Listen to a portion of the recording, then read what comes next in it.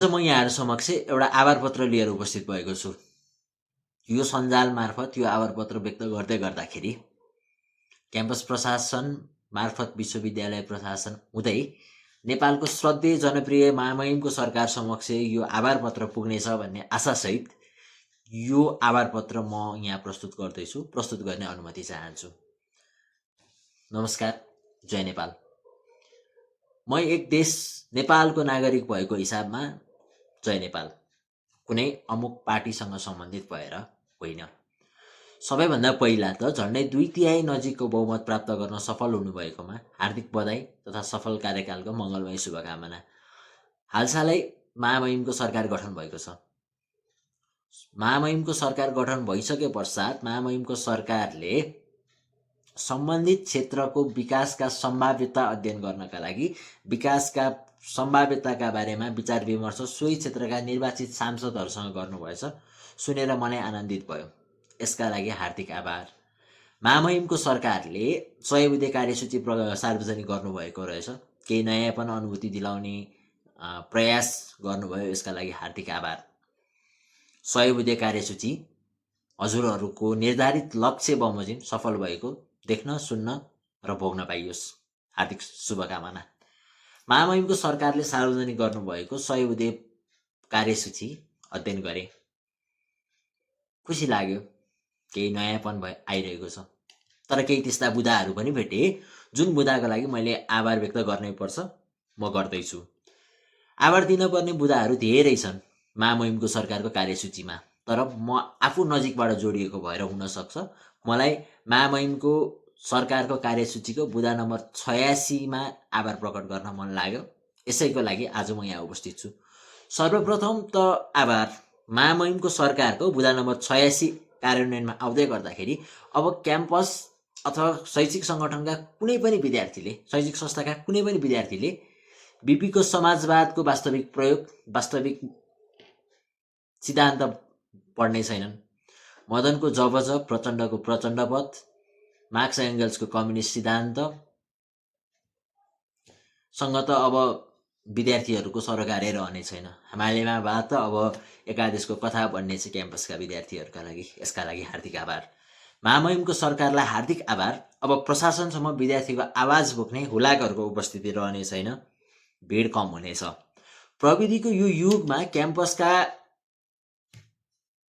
भित्र लुकेका गुफामा सार्वजनिक हुने सूचनालाई विद्यार्थीसम्म पुर्याउने सञ्जाल भत्काउन सफल हुनुभएकोमा महामहिमको सरकारलाई हार्दिक बधाई, हार्दिक आभार पनि। आफूले भोगेको समस्या अरू विद्यार्थीले पनि भोग्न नपरोस् भनेर दिनभरि क्याम्पसमा रहने विद्यार्थी नेताले अब दिनभरि क्याम्पसमा बिताउने समय आफ्नो भविष्य बनाउन लाग्नेछन्। भविष्यप्रति सचेत गराइदिनु भएकोमा हार्दिक आभार। कुनै पनि विद्यार्थी नेताले अब विद्यार्थीको समस्या समाधानका लागि ग्यास्ट्रिक पाल्ने छैनन्। स्वस्थ नागरिक बनाउने प्रयत्न गर्नुभएकोमा हार्दिक आभार। प्रशासनले अनेकौं बहानामा विद्यार्थीलाई दुःख दिँदा समाधानका लागि कुनै पनि समयमा उपस्थित रहने सेवक अब हुने छैनन्। प्रशासनलाई हाइसन्चो हुनेछ। यो हाइसन्चो दिलाइदिनु भएकोमा महामहिमको सरकारलाई हार्दिक आभार।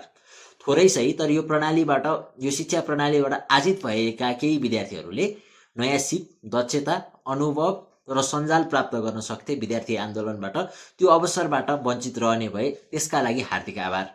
प्रशासन र प्रणाली सुधारका लागि महिनौसम्म झकझक्याउने, आन्दोलन गर्ने, धर्ना दिने विद्यार्थी नेताहरूले अब त्यो समय परिवारका लागि दिन सक्नेछन्। विद्यार्थी नेतालाई पारिवारिक बनाउने प्रयत्न गर्नुभएकोमा महामहिमको सरकारलाई हार्दिक आभार। यसरी विद्यार्थी नेताहरूले आन्दोलन गर्दै गर्दाखेरि प्रशासन मार्फत चाहिँ आफ्नो उपभोग्य सेवा सुविधा उपभोग गर्न झन्झट हुने भयो मान्ने सम्पूर्ण प्राध्यापकहरूको झन्झट, सम्पूर्ण महानुभावहरूको, महामहिमहरूको झन्झट अब रहने छैन। यो झन्झट हटेकोमा हार्दिक आभार। अनि छुटाउनै नहुने कुरा, तपाईँको सहजताको लागि भनेर आफ्नो अमूल्य समय खेर फालेका ती विद्यार्थी नेताहरूलाई ढिलै सही संसार स्वार्थी छ भन्ने आवाज दिलाइदिनु भएकोमा तमाम विद्यार्थीलाई पनि हार्दिक आभार। सँगै एउटै बेन्चमा बसेको साथी आज नेपाल राष्ट्र ब्याङ्कमा जागिरे छ, तर त्यही बेन्चमा बसेर विद्यार्थी राजनीतिमा आफ्नो यात्रा सुरु गरेको व्यक्ति आज बेरोजगार छ। रहर त उसको पनि थियो होला, नेपाल राष्ट्र ब्याङ्कमा जागिर खाने अथवा प्रतिष्ठित पेसामा संलग्न हुने, तर विद्यार्थीको सेवा गर्दा गर्दै, विद्यार्थी राजनीति गर्दा गर्दै सकेन, भ्याएन। यो खेर फालेको समय, यो समय बेकार खेर फालेछु भन्ने पश्चाताप दिलाउन सफल हुनुभएकोमा हार्दिक आभार। साँच्चै विद्यार्थीका मुद्दा बोक्ने विद्यार्थी नेताहरू आज महामहिमको सरकारको अगाडि राप्रपाका सांसदको गणनामा सीमित भएका छन्, जोसँग मुद्दा फरक छ तर साथ दिने जमात धेरै कम। यो सीमितताका लागि भूमिका खेल्नुहुने सम्पूर्ण महामहिमलाई हार्दिक आभार। मुद्दामा अडिग हुँदा शक्तिशाली शासन सत्ता उलटपुलट गराउन सक्ने यो आन्दोलनलाई आज मात्र अमुक दलको झोलेको हैसियतमा पुर्याउन भूमिका खेल्नुहुने सबैमा हार्दिक आभार।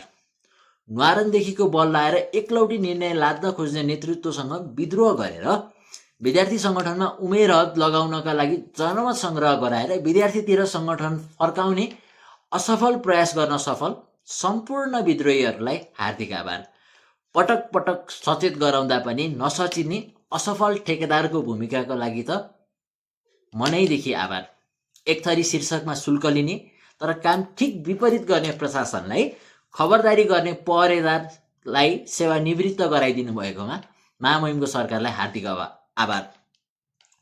थोरै नै सही केहीको मस्तिष्कमा नेपालको शिक्षा प्रणालीले देखाउन नसकेको, नेपालमै केही गर्न सकिन्छ भन्ने आशाको दियो विद्यार्थी आन्दोलनले देखाउँथ्यो, अब त्यो बन्देज गरिदिनु भएकोमा हार्दिक आभार।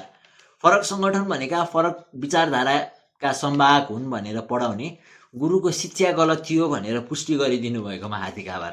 र अन्त्यमा महामहिमको सरकारलाई स्वायत्त संस्थालाई केवल दासको दर्जामा पुर्याइदिनु भएकोमा हार्दिक आभार।